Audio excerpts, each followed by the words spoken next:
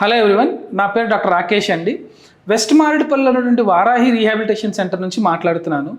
So మామూలుగా rehabilitation సెంటర్స్లో charges ఎలా ఉంటాయో తెలుసుకుందాం.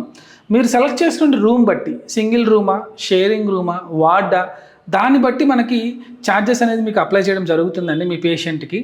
సో మన దగ్గర ఏంటంటే అడ్వాంటేజ్, మేము చెప్పే ఛార్జెస్ మిగతా వాటితో పోల్చుకుంటే అన్నీ ఇంక్లూడెడ్. లైక్ డాక్టర్ ఛార్జెస్ కానివ్వండి, డిఎంఓ ఛార్జెస్ కానివ్వండి, నర్సింగ్ ఛార్జెస్ కానివ్వండి, ఫిజియోథెరపీ అండ్ డైటీషియన్, ఇవన్నీ కూడా కలిపే మనము రూమ్ ఛార్జెస్ కింద కలెక్ట్ చేస్తున్నామండి.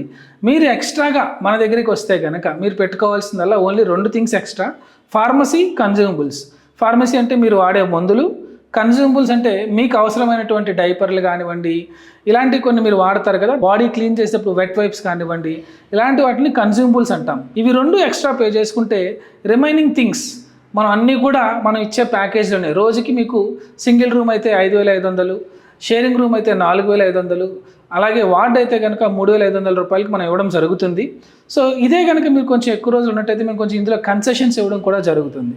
కానీ ఒకటి గుర్తుంచుకోండి, మన దగ్గర ఛార్జెస్ సపరేట్గా ఉండవు, అన్నీ కలిపే ఉంటాయండి. Nursing charges, DMO charges, physiotherapy charges, dietician charges అన్నీ కలిపే కలెక్ట్ చేస్తాము.